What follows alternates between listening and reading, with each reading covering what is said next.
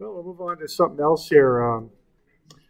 So what we've been doing here is pressure vessel, or excuse me, we've been doing a lot of biaxial stuff. I'm sure you know that.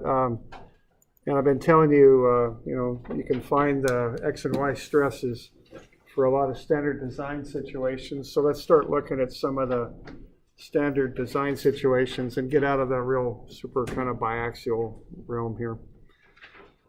All right, so we'll start off with pressure vessels. Okay, these are vessels that, they hold pressure. Probably the most common one that you'd see would be going down the road and seeing a propane tank at a gas station.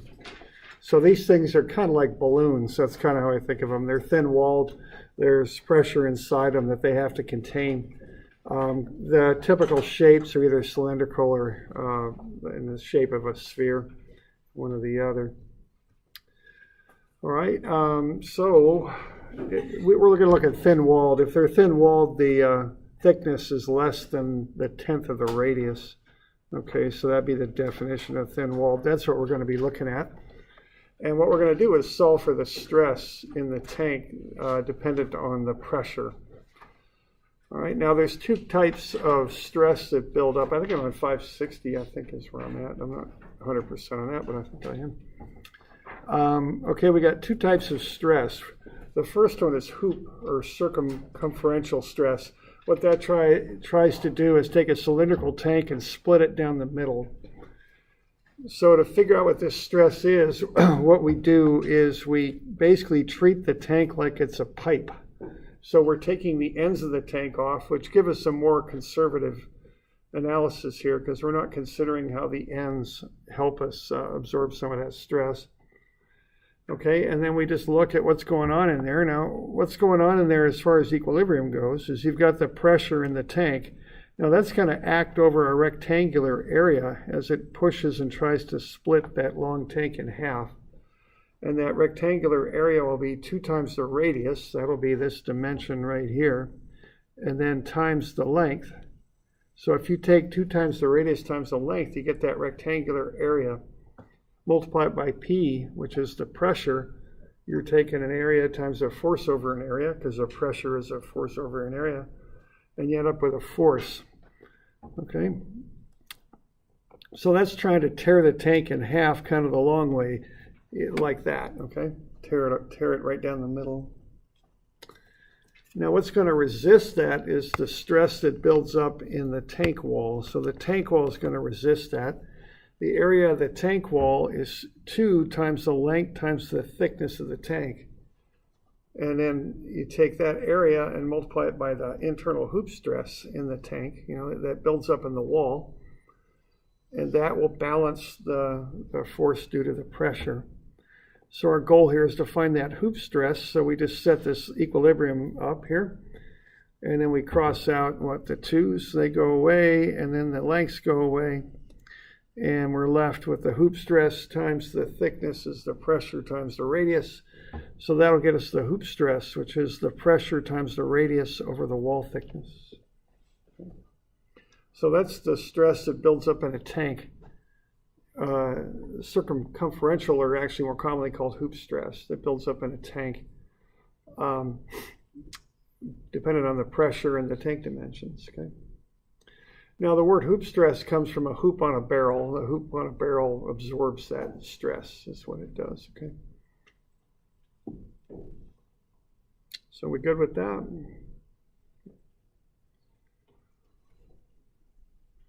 Okay.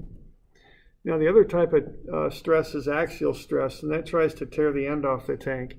So it's a similar type analysis. You're just looking at the end of the tank now.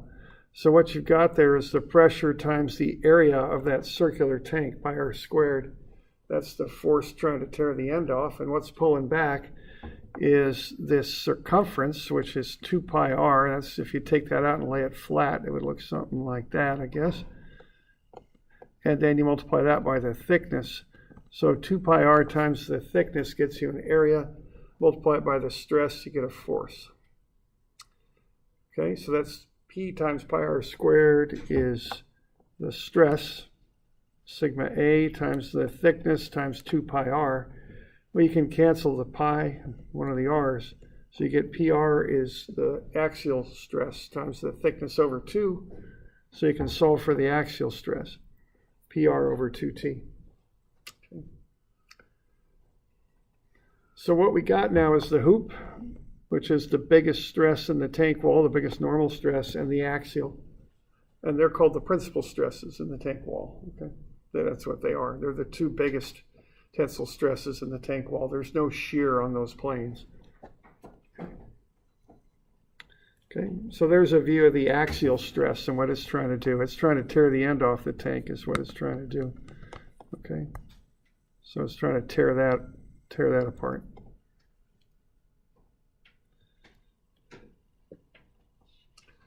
All right, so let's have a run at one of these on 570. So let's say we've got the pressure in the tank is 800 kilopascals. Kilo means 10 to the 3. And we've got those tank dimensions. So why don't we figure out what the hoop and axial stresses are in there, okay?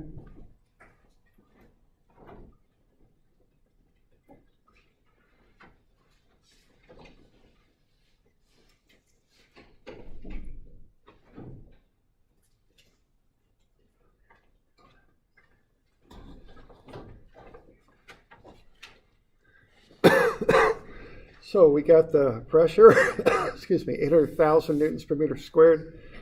The radius would be half the diameter, and the wall thickness is a centimeter, which is 0.01 meters. And then you just plug into those two formulas, and you get the hoop and the axial stresses. Okay, I mean that's about all there is to it. So you take P times R over T, that's the hoop stress, and then PR over 2T is the axial. Okay.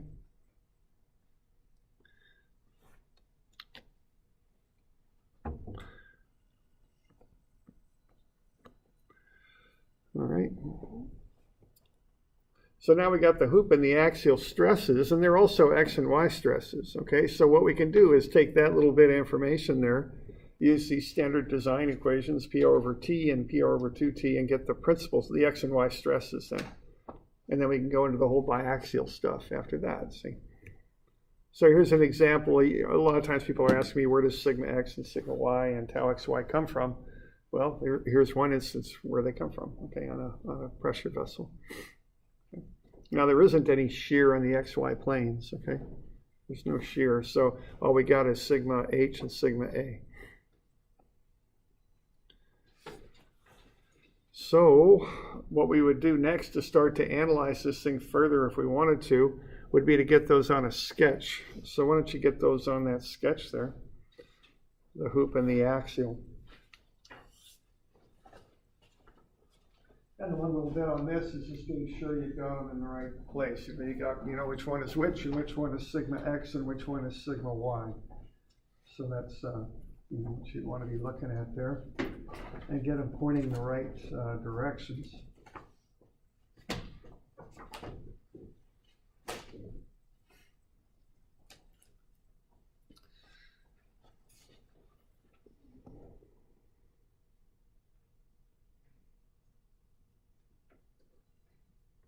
Okay, so the hoop is tearing the tank in half the long way, so that would go in the Y direction, and the axial is trying to tear the ends off the tank, so that would go in the X. Okay. So what we would get out of this little bit of analysis here is sigma X is 24, and then sigma Y is 48. And then the shear in the XY plane there is 0. It's just like a balloon kind of expanding. There's no stress in the X and Y directions. Okay. And then now you've got that, you see, you can start doing all the biaxial stuff now because you've got those stresses. So instead of being just given them, this time you calculate them. And we'll look at other kind of standard things you design. Okay, and we'll come up with some of these other ways of getting stresses for different situations. Okay. All right, Now those are the principal stresses, so tau xy is tau ix is 0. So what angle will the maximum in-plane shear stress act then? Do you suppose?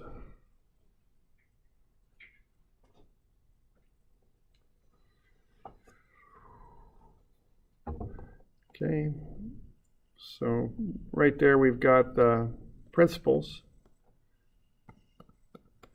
And what? Shear's going to act at 45, right? Because the shears act at 45 degrees with the principal planes. So if we pop 45 degrees in here into those equations, we'll find tau max in plane. Okay? So what I'll do, I'll just run the average, or excuse me, the regular tau x1 y1 formula there, which is on your formula sheet on the front. I don't have a formula sheet with me, but it's right there on the left. So minus sigma x minus sigma y over 2 sine 2 theta plus tau xy cosine 2 theta. Theta is 45, sigma x is 24, and sigma y is 48. Run the numbers, and you get 12 megapascals. Okay. Now remember, on the tau max planes, you've also got the average normal stress acting, so that'd be 24 plus 48 over 2, 36. Okay. So we've got the sketch up above that shows the XY principal planes. Now we can show the sketch that shows the maximum shear. So it looks like on that 45-degree plane, we've got positive 12. So I think that'll go that way. This will go that way. They'll meet in the corners like they do. And then we've got an average normal stress that's 12. That's 36. So that's all tension. So that all pulls out. So I think we'll get us a sketch that looks a little something like that, okay?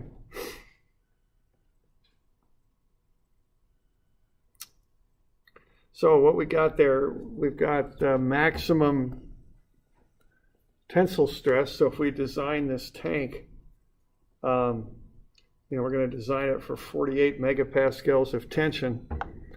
In plane, we've got a maximum shear of 12.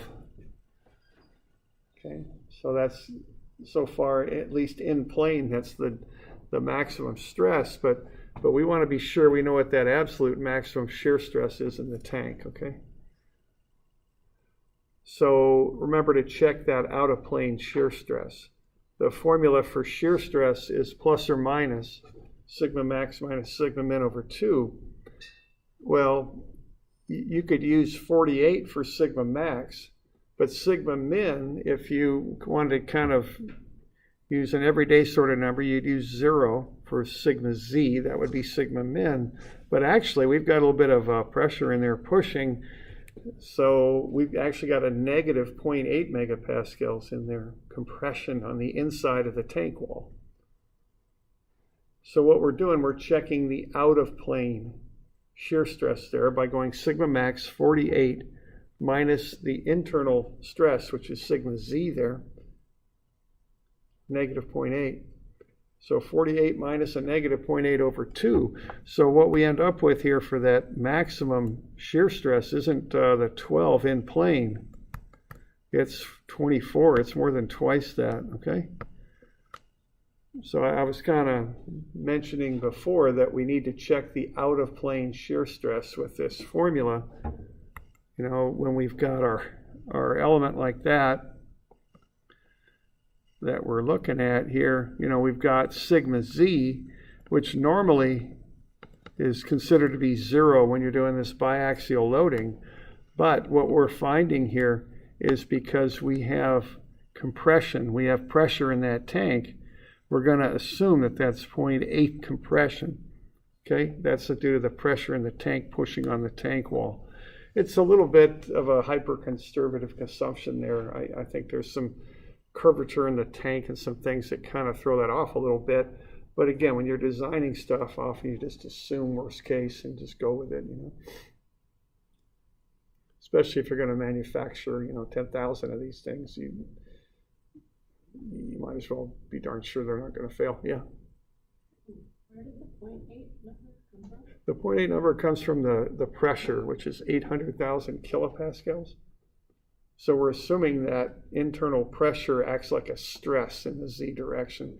So we're dealing with megapascals 10 to the 6. So 800 kilopascals would be 0.8 megapascals. So that's where that's why that is that way. Okay.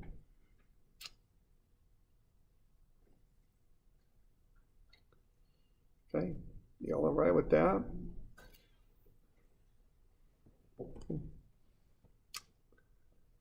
All right, so we got that. All right, now you could also find the stress at any angle you're interested in, you know.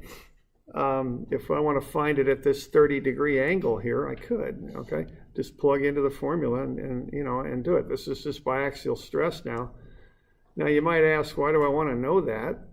Well, what if they fabricated that tank out of sheet metal? What if they wrapped it at that angle around a cylinder and then welded those seams? And you wanted to check the stress on the welds. That's one reason why you might want to do that. I don't know if they design pressure tanks like paper towel rolls or not. I don't know, but probably not. They probably wrap them and weld them straight down. That'll be my guess, but I don't know. Okay, but here's an example of why you would look at some particular angle. Okay.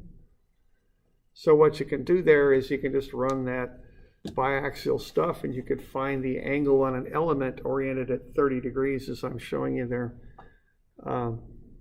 Find sigma x1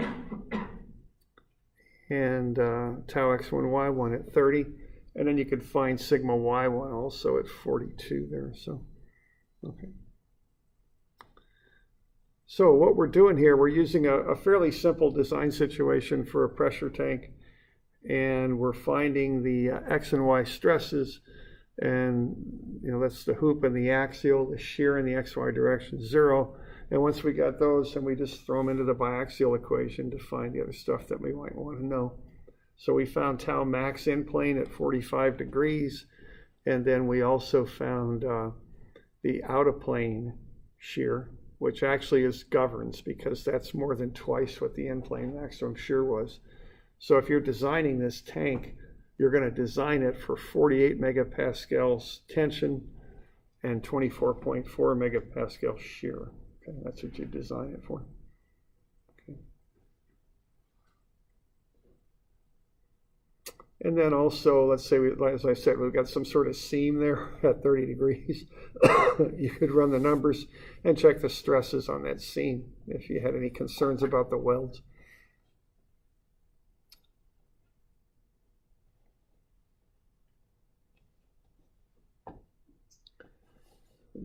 You doing all right with that? We got any questions on that bit?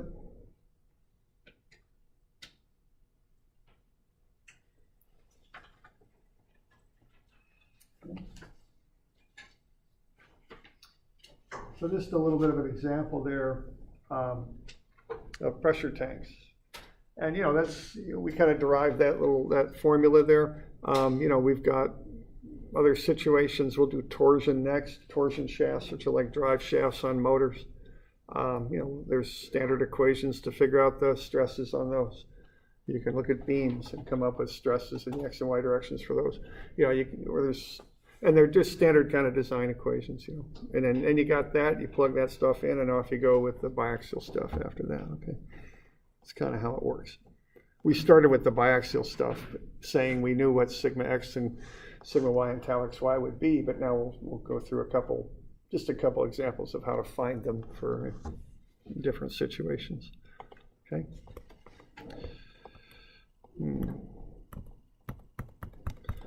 What dang thing's locking up on me here for some horrible reason. PowerPoint? Okay. No, it's PDF annotator.